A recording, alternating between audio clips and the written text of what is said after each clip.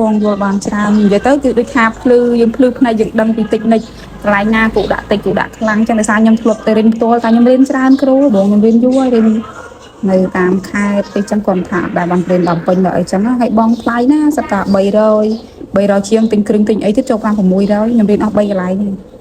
យើងចេះតែផាត់ចេះអីចឹងអត់ដឹងតិចនិចថាកន្លែងណាដាក់ស្រាលកន្លែងណាដាក់ខ្លាំងចឹងមិនថាម្សៅឬផ្នែកតែពេលបានមើលគ្រូបញ្យល់ឲ្យថាយើងច្បាស់វាដឹងហ្មងគូដាក់កន្លែងនេះតិចកន្លែងនោះច្រើនចឹងហ៎បង